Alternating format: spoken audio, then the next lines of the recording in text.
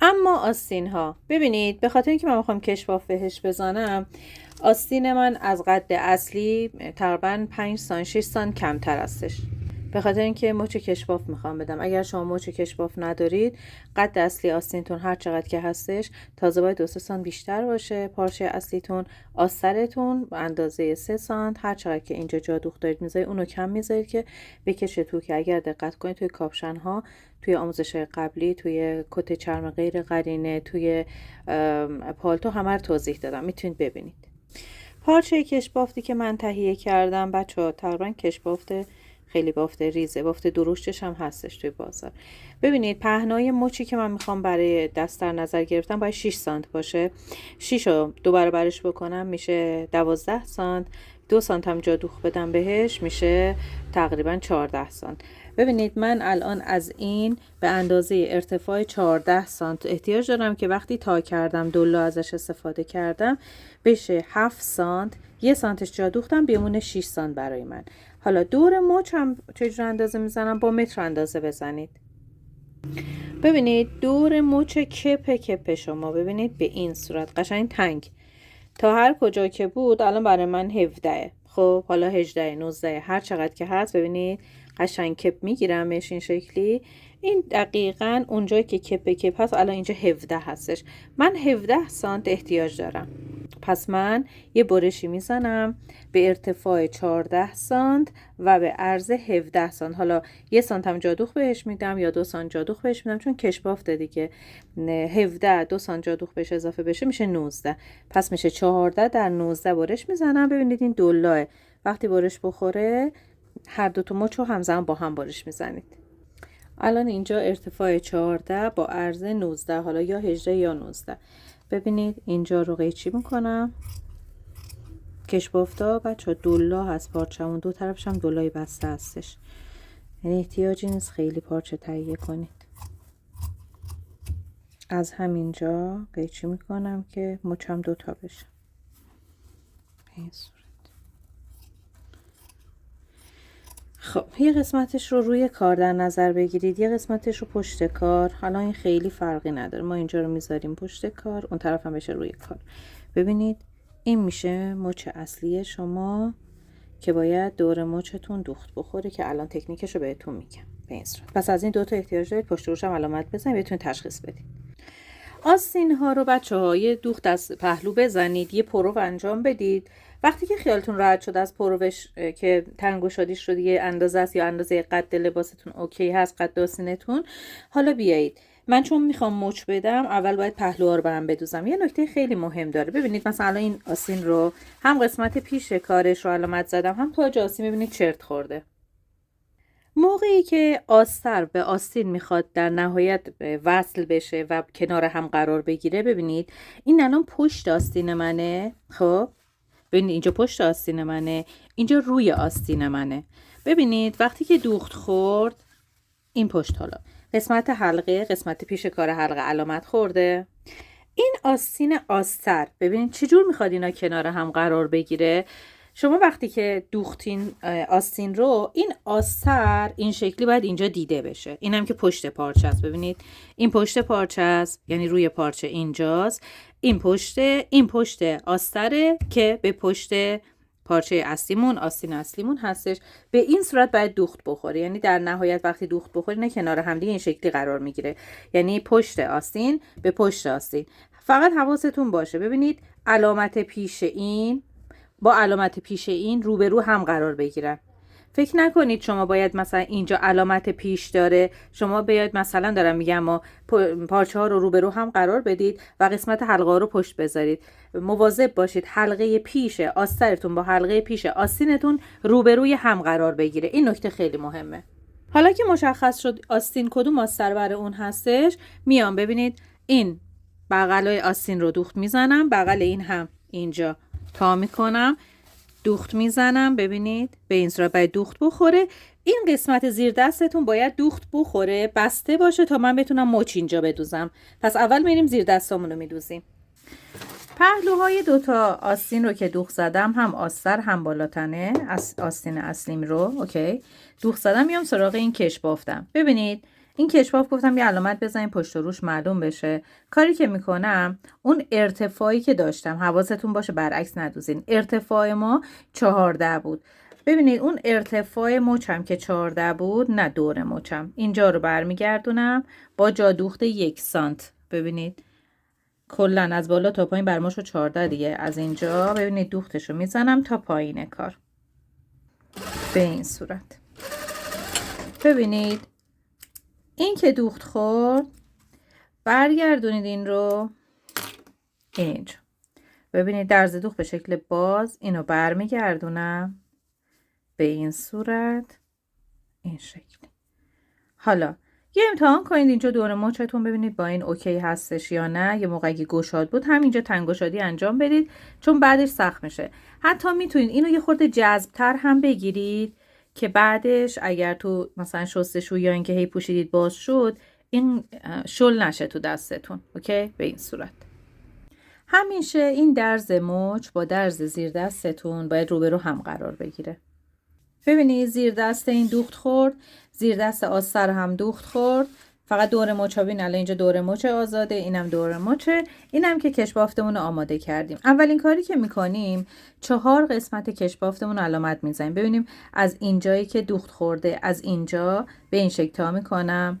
قسمت روبروش اولین علامت هستش. حالا میتونه سوزن باشه، گچ باشه، ببینید صابون باشه، به این صورت. خود این دوختم که یکی از زاویه. حالا این درز دوخت رو روی این میذارم، ببینید دو طرفش رو علامت میزنم، میشه 4 تا قسمت مساوی. چرا دارم این کار میکنم؟ به خاطر اینکه کشبافت من دور کمتری داره و اون قسمت اصلی اینجا ببینید فضای بیشتری داره. این کشبافته خب من میکشم با اون برابر بشه. حالا این اگر تقسیمات انجام ندم یه جا رو کم میکشم یه جا رو زیاد میکشم، کشسانی مرتب نمیشه. به این صورت ببینید 4 تا قسمتش تقسیم شد، علامت خورد، سوزن زده شد. توی خود آستین اصلیمون هم آستر هم آستین بارونیمون ببینید اینم همینطور دقیقا روبروی درز اینجا علامت میخوره. ببین الان من علامتش رو زدم، من سوزن میزنم چون الان اینا رو میخوام بزنم رو هم دیگه، باید کنترل انجام بدم اینجا. حالا اگر این سوزن رو روی درز وسط قرار بدم به این صورت، ببینید قسمت راست و چپش هم علامت میخوره. همینجا با سوزن علامتش رو میزنم که موقعی که این کشبافت رو دارم وصل میکنم به آستینم دقیق و سر جای خودش قرار بگیره، یه جا کمتر یه جا بیشتر کش نیاد به این صورت. خب اینم همین شکل. حالا که علامت ها رو زدم ببینید به 4 قسمت تقسیم شد. میام این مچی که الان اینجا کشبافتم آماده کردم به این صورت، جوری که دولای بستش به سمت پایین باشه، اینجا دولای بازش الان هستش.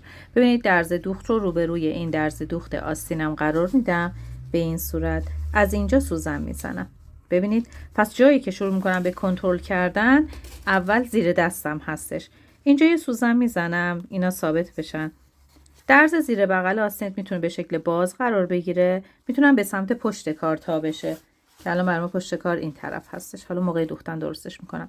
ببینید الان این علامتی که اینجا خورده روی این باید قرار بگیره به این صورت. ببینید دقیقاً علامت ها روی همون تا آستین کمتره. این پارچه بارونی من خب بیشتره به خاطر اینکه یه خورده میخوام جمع کنه کار رو دیگه. به این صورت از اینجا هم همینطور ببینید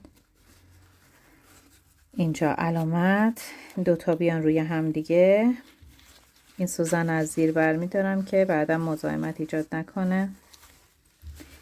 ببینید پس اون تقسیم بر 4 که شد الان دقیقا هر کدوم سر جای خودش قرار میگیره به این صورت. این سوزنم بردارم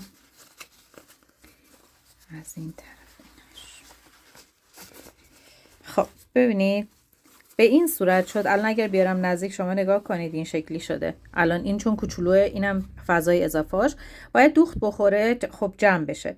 قبل از این که میخوام دوختم بزنم خب اینم باید داخل کار قرار بگیره آسترم دیگه. آستر رو چجوری داخل کار قرار میدم؟ ببینید اول این آستین رو کلا برگردونید، مواظب باشید سوزناتون نیفته. این آستین آسترم کلا برمیگرده به این صورت میشه. ببینید به رو میشه این شکلی. این سوزنم که زدم حواسم هست. ببینید این درز دوخت من اینجاست، اینها این درز دوخته. قشنگ یه جوری داخل این مچم قرار میدم، یعنی بره داخل مچ، میکشم داخل. فقط حواسم هست که درز دوختم روبروی درز دوخت آستین اصلیم باشه. ببینید این به این صورت اینو میدم داخل به این شکل. ببینید اینها، این درز دوخت من اینهاش دقیقا اینجا باید روبروی این قرار بگیره و بره دقیقا اینجا سوزن بخوره. پس الان شد آستین اصلیم، مچ و آسترم، اینا سلا با هم دیگه اینجا سوزن خوردن. ببینید به این صورت.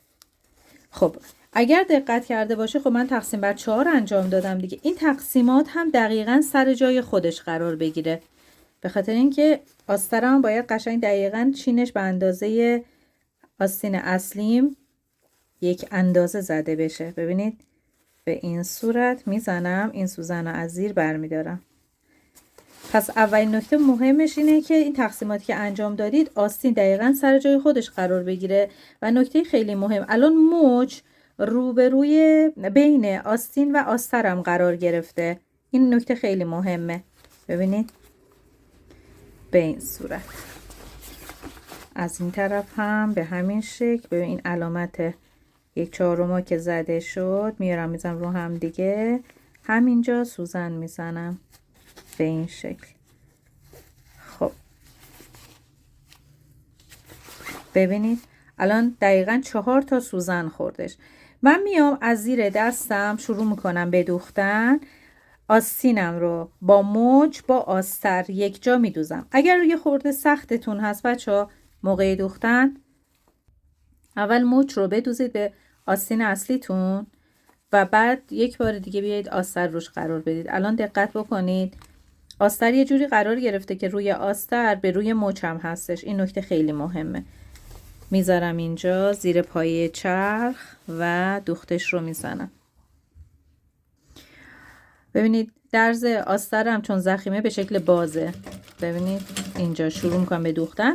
نکته ای که داره، ببینید الان 1/4 که اینجا علامت زدم با سوزن، با دستم میگیرم میکشم با هم برابر بشن. ببینید این مچ فقط کنترل بکنید که از زیر پای چرختون بیرون نره. ببینید به این صورت با هم دیگه میگیرم و دوخت میزنم. همش کنترل میکنم که مبادا این مچ من از زیر درز دوختم بره بیرون. به این صورت با جا دوخت 1 تا 1.5 سانت دوختم رو میزنم دورها دور آستین. رسیدم به 1/4 بعدی. دوباره ببینیم مچ رو میگیرم. یادتون باشه مچ دلاه، یلاش رو نگیرید بدوزید یلاش بمونه. اینو میگیرم میکشم محکم. ببینید انقدر که اینا با هم برابر بشن به این صورت. ببینید این شکلی. حالا که با هم گرفتم حالا چرخش میکنم تا انتها دوختتون رو بزنید. ببینید وقتی که دوخت زدید این شکلی میشه کارتون. حالا کار که برگرده ببینید به این صورت این کار برمیگرده این شکلی. اینم آسترم میره داخل مچ به این صورت. گفتم مچ رو یک مقدار تنگ و جذب بگیرید که توی این رد کردن آستینا و پوشیدن باز نشه، خیلی از دستتون آزاد بشه. ببینید این شکلی میشه، به این صورت میشه. خب این قسمت داخل آستینم خود آستین اصلی به بالا تنه و آستر به آستر دوخت میخوره. معمولا آستین وقتی میخواد به بالا تنه وصل بشه توی کاپشن ها تاج آستین خورد نداره، ولی بازم سلیقه‌ایه. شما میتونید تو پارچه‌ای مثل پارچه‌های بارونی که ضخامت نداره، ابر نداره، پشمشه نداره دوست داشته باشید میتونید یه خورده خیلی خیلی ظریف و ریز بدید، ولی من الان خوردم بهش نمیدم. حالا اگر خواستیدم خورد بدیم بچه‌ها از تاج آستینتون یه 7-8 سانت پایین‌تر اینجا. منظورم از این که خورده خیلی ظریف بدید منظورم این هستش. بذار بهتون توضیح بدم. ببینید 7-8 سانت هم از تاجم میام پایین‌تر، دوختم رو میزنم. ببینید اینقدر کم، یعنی کلا شاید اندازه 2 سانت بتونید شما بکشید. اصلا نباید اینجا حالت تاج آستین کتی به خودش بگیره. خیلی خفیف. بچه‌هایی که دوست داشته باشن خورد بدم، میگم ما که نمیدیم معمولا، ولی اگر خواستید ببینید خیلی کم، اینقدری که کلا 2 سانت کشیده بشه از کار.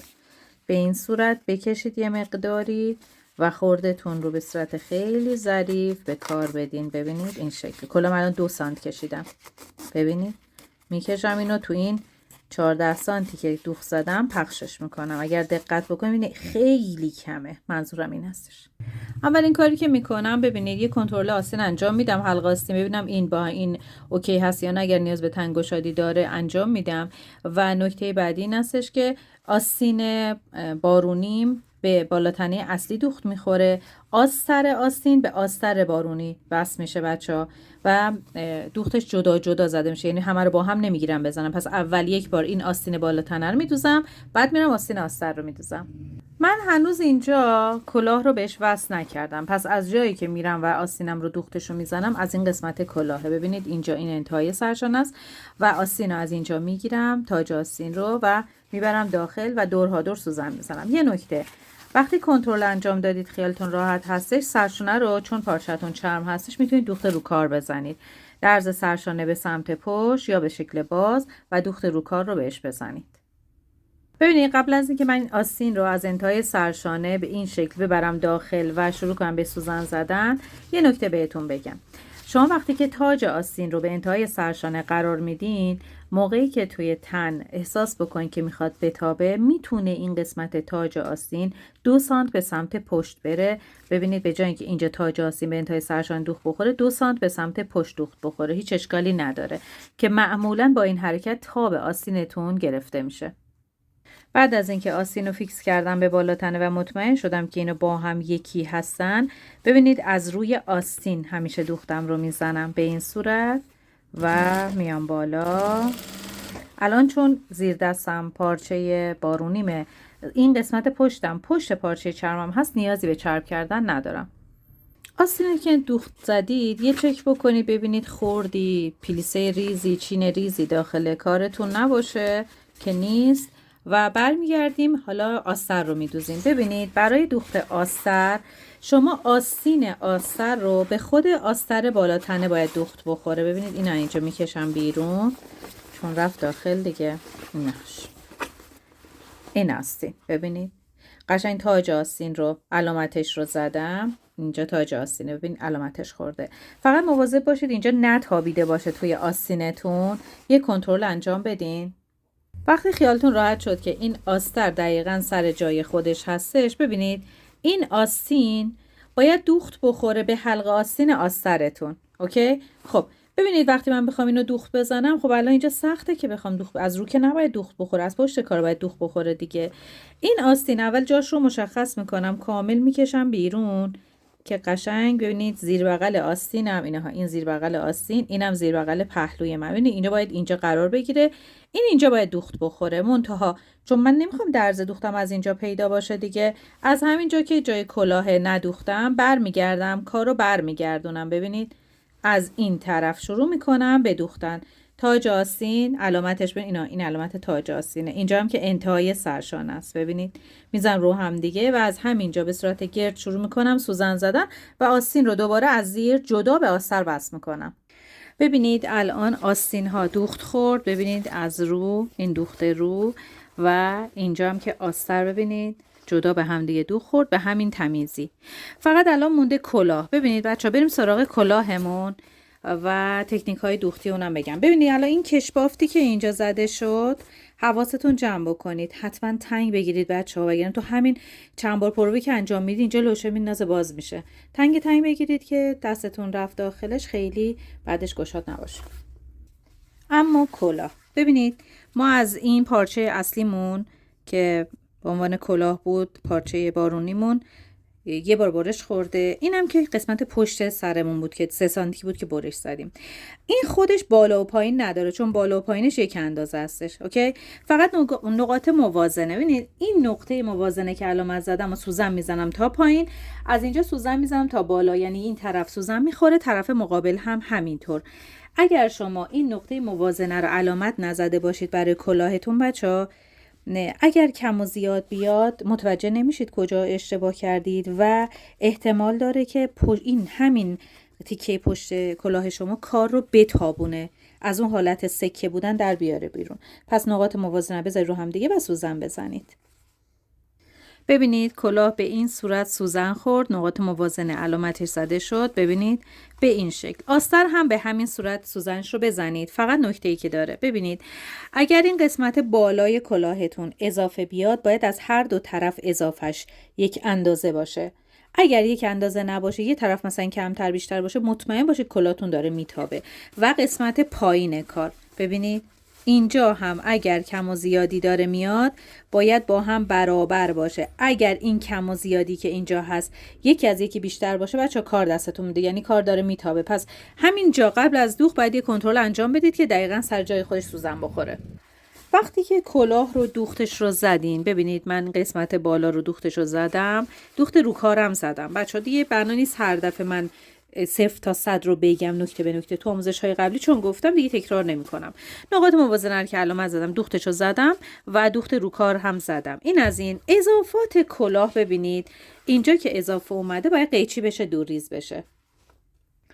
این اضافه های کلاه اینجا دورریز، ببینید چون این دیگه فقط مزاحمت داره. قسمت پشت کار هم اگر اضافه ای داشتید باید دورریز بکنید. خب این یه طرف قیچی کردم، یه طرفش مون بچه. این باید قیچی بشه، دورریز بشه به این صورت. آستر کلاه هم آماده بشه. از همون نقاط موازنه که علامت زدم به هم دیگه دوخت زدم به این صورت. ببینید آماده هست به این شکله. حالا از این قسمت بالای سر، ببینید اینم بالای سر، این کار رو برمیگردونم کلاه رو، ببینید اینو برمیگردونم به این صورت، این شکلی. خب این که قسمت بالای سره، ببینید از اینجا دور ها دور تا این قسمت پایین من این دوتا رو میزنم رو هم دیگه، سوزن میزنم و دوختش رو میزنم. ببینید این روی کلاه، اینم روی آسترم، رو به روی هم قرار میدم، میذارم اینجا و سوزن میزنم و شروع میکنم به دوختم. فقط جلوی کلاه رو میخوام بدوزم. یک بار دیگه نشون بدم کجاشو میخوام بدوزم. ببینید این کلاه، این کلاه به این شکل الان دوخت خورده. خب ببینید فقط این یه تیکه راه رو جلوی کلاه رو میدوزم، میمونه این یه تیکه. هلال یقه پشت و هلال یقه پیش کارتون بین آستر و بالاتنه باید دوخت بخوره. پس الان تنها کاری که انجام میدم این دوتا رو از قسمت روی پیشونی سوزن میزنم و چرخش میکنم. ببینید الان این کلاه از قسمت روی سر به آستر دوخت خوردش. حالا وقتی که دوختش رو زدم این رو بر میگردونم به این صورت و یه دوخت سنگین، دوخت نیش، ببینید روی این آستر میزنم به فاصله نیم تا 1 سانت که این آستر رو بکشه زیر کار نگه داره.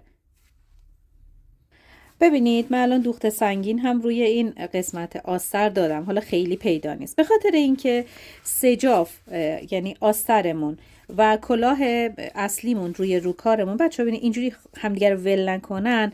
من خیلی راحت میتونم ببینید به اندازه 2-3 میل به سمت زیر من این پارچه رو از زیر ببینم، از رو این پارچه تدی یا خز رو نبینم. خب اینجا رو قشنگ تا میکنم، دقیقا این شکلی میارم بیرون، تا میکنم با فاصله 2 سانت یه دوخت رو کار میزنم که این دوتا همدیگر رو خوشگل و تمیز نگه دارن. بچه ها ببینید اینجا خیلی با حوصله بچه ها، فقط ببینید این شکلی نباشه، این شکلی دیده نشه. یه 2-3 میل نیم سانت اینو به سمت پایین و به این شکل سوزن بزنید. روی پارچه بارونی اشکال نداره شما سوزن بزنید، جاش نمونه. حتی رو پارچه های چرم دقیقاً مسیری که میخوام دوخت بزنم اگر سوزن بزنم اشکال نداره، این یادتون باشه، چون میام روشو میدوزم دیده نمیشه دیگه. پس اینو تا انتها ببینید به همین شکل سوزن بزنید فیکس بشه. بعد حالا اگر چشمی تونستید که چشمی، اگر نتونستید از لبه کار 2 سانت فاصله بگیرید، یه خط به موازات همین روی سرتون بکشید و این خط روی دوخت رو کار بزنید. ببینید فقط یه دوخت رو کار زدم که این دوتا همدیگه رو نگه دارن، همین، کار دیگه انجام ندادم. حالا ببینید این کلاه قشنگ اینجا باید قسمت هلال یقه پشت کار، ببینید اینجا و دقیقا دورها دور کار رو سوزن بزنید، دقیقا اینا همه ثابت بشه و بین سجاف و بالاتنه اصلی، آستر و بالاتنه اصلی قرار بگیره و دوخت بخوره. خب ببینید الان من قسمت پایین کلاه رو بذاریم کنار. قسمت پایین کلاه رو ببینید سوزن زدم، یه چرخ میکنم که این آستر و کلاه همدیگر رو نگه داره و بعد میبریم بین آستر و بالاتنه میذاریم و دوختش رو میزنیم. خب ببینید الان اینجا فقط یه چرخ شد که آستر و کلاه همدیگه رو بگیرن و از هم جدا نشن که حالا بریم روی بالاتنه سوارش بکنیم.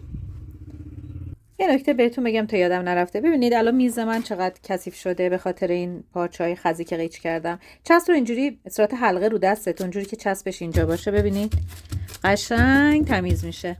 حالا بعضی از بچه‌ها جاربرقی میکشن، چه میدونم از آب و اسپری نرم کننده استفاده میکنن، اونم درسته، ولی این ببینید خیلی سریع‌تره، فقط چند بار عوضش کنید. ببینید خیلی خوشگل تمیز میکنه براتون به این صورت. خب پر که شد یه چسب دیگه.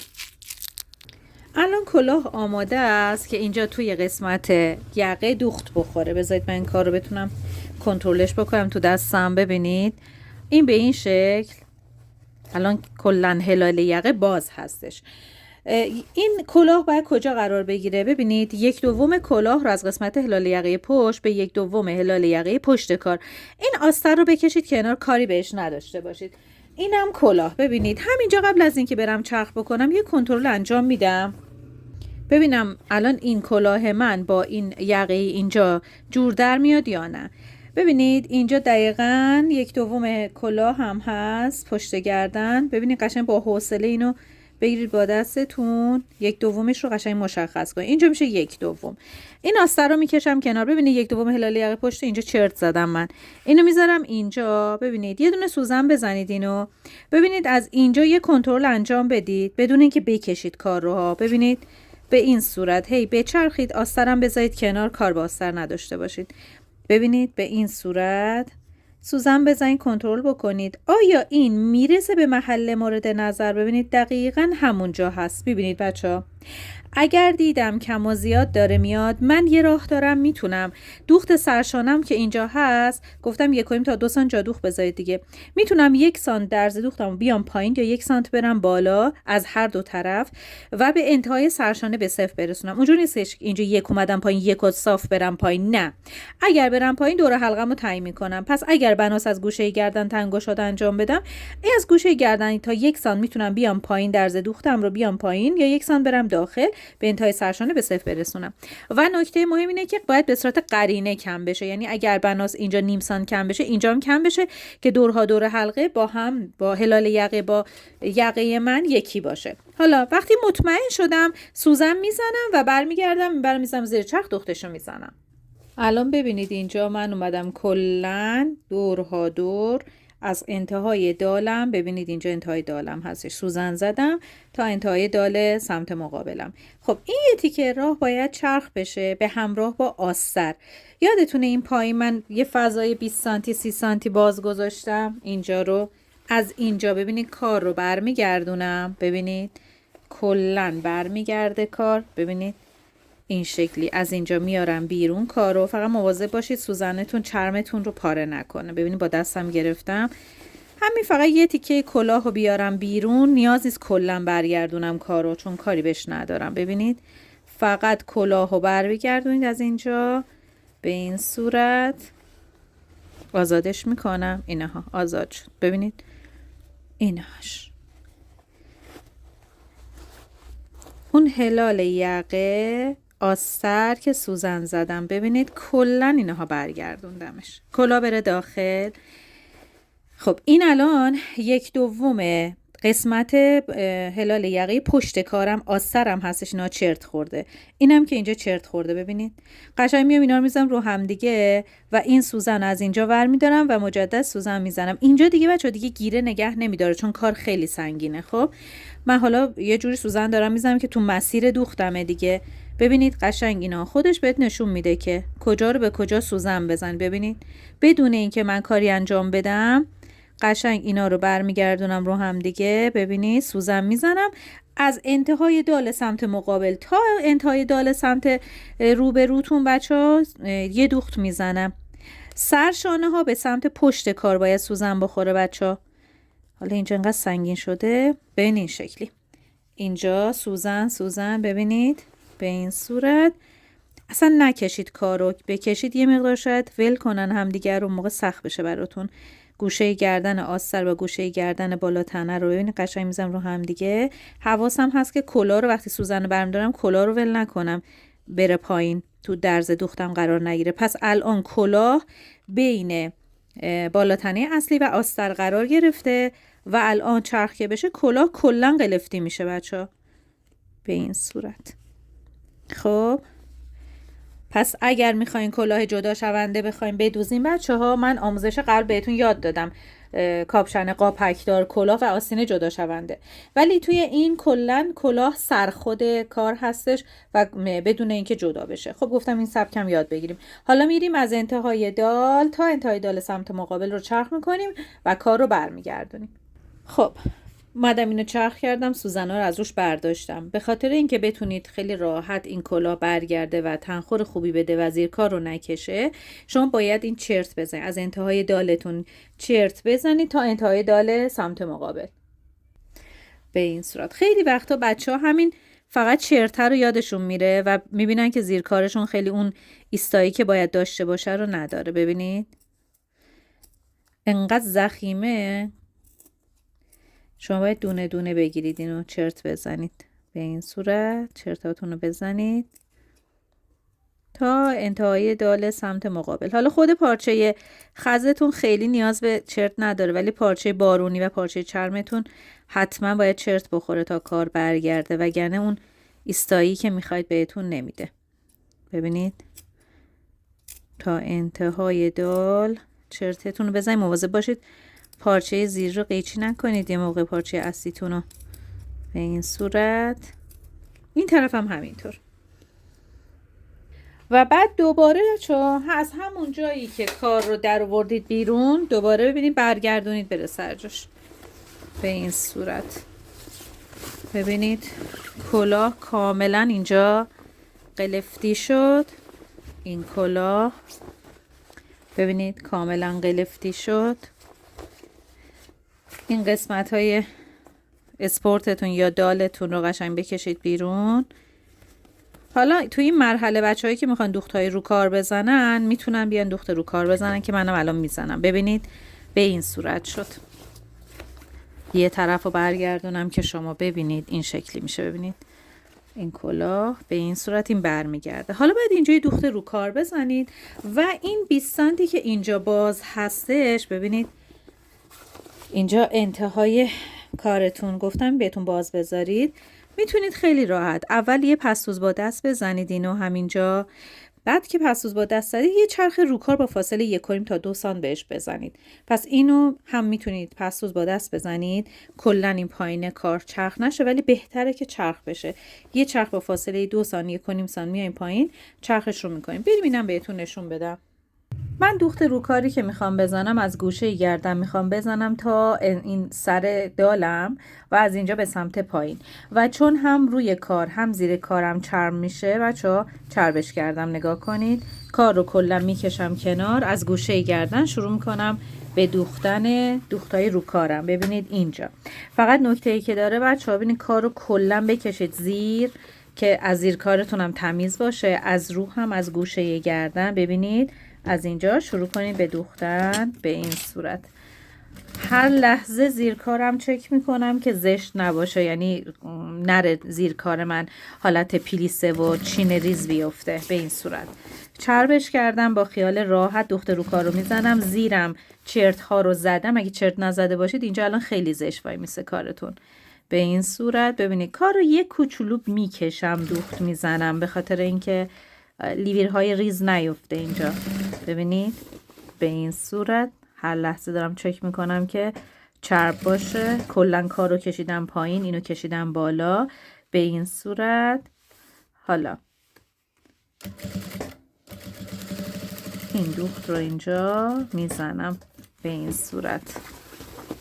دوباره زیر کار و رو کار رو چربش میکنم. خیلی هم نیاز نیست چرب کنید، فقط اینجا ببینید چون اتو کشی پارچه چرم بوده من اتو کشی نکردم، باید با دستم کامل کار رو بیارم بیرون بعد دوخت رو کار رو بزنم. حواستون به این نکته باشه، چون اگر بخواید ولش کنید به حال خودش، این هر جور که دلش بخواد زیر دستتون، ببینید داره لول میشه میره داخل.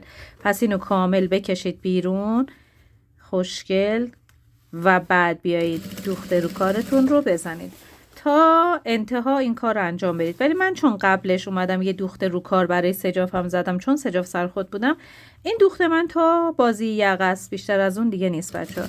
اون طرف هم همینطور. سمت مقابل هم ببینید دوخت رو کارش رو زدم. حالا شما اگر مثل من اینجا رو نزده بودید، دوخت رو کارتون رو تا پایین برید. اما بریم قسمت پایین کارمون. پایین کار ببینید معمولا به اندازه 1 تا 2 سانت دوخت میزنن. این دوخت رو باید از سمت روی کارتون بزنید. ببینید از سمت آستر نزنید، از این قسمت پایین کار، به خاطر اینکه بتونید کار رو کنترل بکنید. قشنگ با دستتون این رو به این صورت نگه دارید، مسیر رو سوزن بزنید. چون تو مسیر من میخوام دوخت بزنم، اشکال نداره سوزن بخوره، یا حالا اگر خواستید از گیره استفاده کنید استفاده کنید. این خط باید صاف باشه. اگر سختتون هست حتما با خودکار حرارتی یا حالا صابونی چیزی علامتش رو بزنید. یه دوخت رو کار قسمت پایین کار باید زده بشه. این قسمت پایین اگر یادتون باشه من کار رو برگردوندم، یعنی بیشتر بود دیگه، 20 سانت بودش. یه کوچولو کار رو اینجوری برگردوندم تا هر کجا که پای چرخم اجازه داد دوخت زدم. این یه تیکه راهو دیگه اجازه نداد پای چرخ من. خب حالا این یه تیکه راه رو میتونم یه پسوز بزنم، یا اینکه همزمان که دارم دوخت رو کار رو میزنم اینم دوخت بخوره، ولی باید حواسم باشه که این از لای درز بیرون نیاد. ببینید من کلا سوزن زدم چون دقیقا همون مسیر رو میخوام دوخت بزنم. زیر کارم پارچه آستر هست، این قسمت نیازی به چرب کردن نداره، ولی ابتدای کارم سجافم چرم هستش. ببینید این یه تیکه راه رو چربش میکنم حتما، و حواسم اون آخرم دوباره خب میرسم به سجاف دیگه. اینجا فقط روی کار رو چربش بکنید و با فاصله 1 تا 2 سانت اینجا یه چرخ رو کار بزنید که آستر و پایین کار همدیگه رو قشنگ نگه دارم. ببینید به این صورت، و تا انتها دوختتون رو بزنید. فقط موقعی که دارم دوخت میزنم ببینید یه مقدار کار رو میکشم خیلی یواش و دوختم رو میزنم و اجازه نمیدم لیویر بیفته توی کارم. اگه ول کنید شاید لیویر بیفته، خردهای ریز بیفته، بتابونه کار رو، ولی یک کم که بکشید کار رو این اتفاق نمیفته. ببینید من الان اینجا تا این سوزنه ببینید با دستم نگه میدارم کار رو آروم. ببینید اجازه نمیدم لیویر بیفته. هر کجام احساس کردم که میخواد حالت چین یا چه خرد بیفته، پای رو بلند میکنم، برمیگردم سر جای خودش، اجازه نمیدم که این قسمت زیر پای پلیسای ریز بیفته. و تا انتها بچه ها دوختتون رو بزنید. آخرین کاری که انجام میدیم دوخت کمربندمون هستش. ببینید من همیشه کمربند رو به صورت ساده میدوزم، ولی حالا به صورت اینکه مزوندارا چجور میدوزم اونم بهتون یاد میدم. پشت کار رو مشخص میکنم که بدونم پشت کار کجاست. ببینید اینو از علامت های صابونی که اینجا هستش دارم میبینم پشت کاره. کل عرض پارچه رو 1.5 رو برداشتم من. این قسمت رو ببینید به این صورت تا میکنم. حالا این قسمتی که ترکیه پارچه است رو در نظر نمیگیرم. ببینید اگر بخواید همینجوری بندازید زیر چرخ احتمال داره بتابه، پس حتما سوزن بزنید. دقیقاً از اینجا سوزن بزنید تا اون طرف و دوختشو بهتون بگم. بعد از اینکه سوزن زدم ببینید از این قسمت، حالا چون ترکیه من خیلی حالت سوراخ زیاد داره فاصله میگیرم ازش، شخ میکنم. چرختون 2.5-3 باشه بچه‌ها. من دوست دارم قسمت صاف باشه، اگر بخواید کج باشه همینجا کج بکنیدش، ولی من خیلی دوست ندارم. ببینید به این قسمت که رسیدم سوزن پایین، پای چرخ رو میگردونم. ببینید سوزن‌ها رو دونه دونه برمیدارم، نزدیک شدم به این صورت. اگه زیر دستتون پارچه چرمن باشه نیازی به روغن زدن نداره، چون پشت کار رو دارم میدوزم تا یه 10 سانت مونده به وسط کار.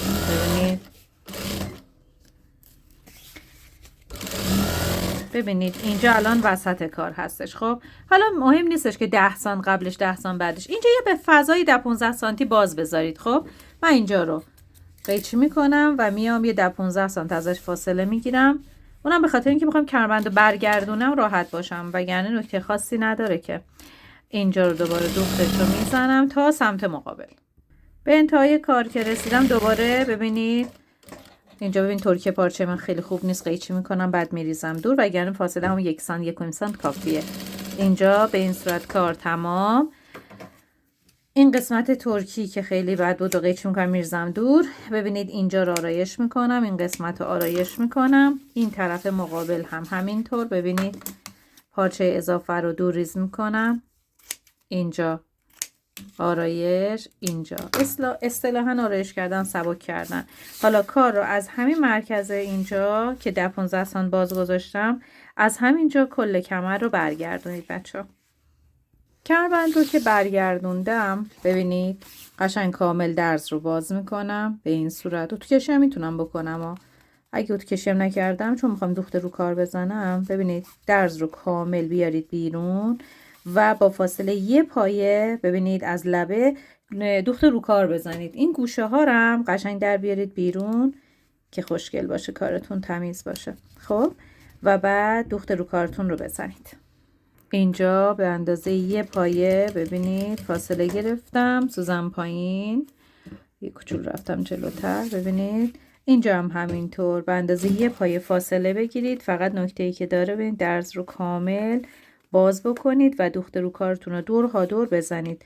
اگر هم دوست نداشتید فقط میایید این یه تیکه راه که باز گذاشتید کمر رو برگردوندید، این یه تیکه راه رو پسوز با دست بزنید و کل کار رو اتو کنید، کار تمام. ببینید کامل دورش روی دوخت تزیینی زدم و کار کمربند تمام. حالا بریم اون روش دومم بهتون یاد میدم. در نهایت کار شما میشه اینجوری. ببینید این کلاه به این صورت، این کلاهش، این یقه، این زیر کارتون کاملا آستر کشی، این یقه حالت اسپورتتون، آستین مچیتون و تو کمرم که ببینید با کمربند کار جمع میشه به این صورت. حالا من به خاطر اینکه توی این گره و اینا چرم خراب میشه زود، من اومدم از پارچه بارونی زدم، ولی شما میتونید از پارچه چرمم استفاده بکنید و به همین خوشگلی بچه ها اگر قدم به قدم با من برید جلو کارتون به همین تمیزی در میاد و هیچ نگران نباشید که کارتون بخواد اذیتتون بکنه، ولی به شرط اینکه دونه دونه نکته هایی که گفتم انجام بدید و با دقت هول هولکی کار انجام ندید و خروجیتون میشه همچین کار خوشگل و سکه‌ای که تو بازار کلی قیمتشه و برای شما نصف قیمت که چی 1/3 قیمت هم براتون در نمیاد. قسمت پشت کار هم ببینید من یادتون باشه فقط یه برش زدم. ببینید یه برش فقط همین و این قسمت هم به این شکل برش های روکار زدم که دوخت ها به صورت دوخت های روکار دیده بشه. دوست داشتید حتی میتونید تیکه های بیشتری این حرکت رو انجام بدید، دوست هم نداشتید که هیچی. و اینم پایان کار، انشالله که بدوزید و لذتش رو ببرید. اگر دوست دارید کمر پالتو بارونی حالا هر چی که دارید دوخت میزنید به صورت مزونی و تمیز براتون در بیاد، میتونید از این روش هم استفاده بکنید. پهنای کمرتون هر چقدر که هست به اضافه جا دوختتون میزنید. الان برای من از اینجا تا اینجا 12 سانته. از این 12 سانتی که علامت زدم وسطش مشخص میکنم، یه خط صاف تا پایین میکشم. از این قسمت 5 سانت میرم بالا و وصل میکنم به این دوتا قسمت های زل بالای کمرم.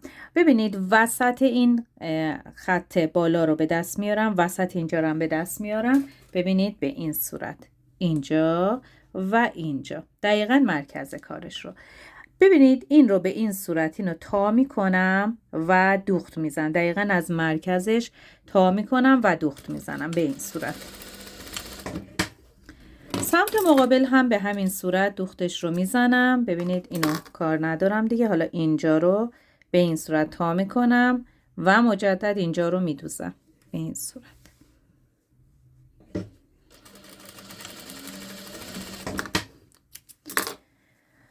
به این روش که دوخت زدم ببینید اینجا این شکلی میشه، به این صورت میشه. این فضایی که اینجا هست ببینید اگه فضای اضافی داره خالی بکنید و سبکش بکنید و به این شکل اتو کشی بشه، باز به شکل باز اتو کشی بشه، اینجا هم اینجا قیچی بشه، به شکل باز اتو کشی بشه به این صورت. بعد از اینکه این قسمت ها اتو کشی شد و سبک شد اگه فضای اضافی داره، حالا ببینید اینجا رو به این صورت برگردونید و از این قسمت شروع کنید به دوختن. از اینجا دقیقاً اینجا شروع کنیم به دوختن. به این صورت دوخت زدید، این کار رو برگردونید به این شکل. وقتی کار برگرده شما یه دوخت کمری به سبک مزوندارا دارید شما به این صورت. ببینید اینجا به این صورت میشه اتو کشی کامل. از این قسمت ببینید به هیچ عنوان درز شما نمیبینید. این یکی از روش های دوخت کمری برای پالتو بارونی هستش.